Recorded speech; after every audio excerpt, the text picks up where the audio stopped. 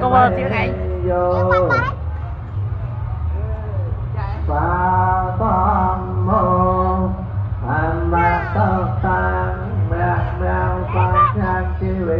đi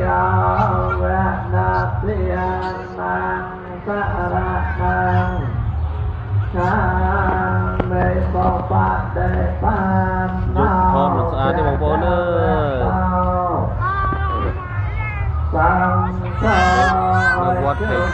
buat riang je ni bóng buat riang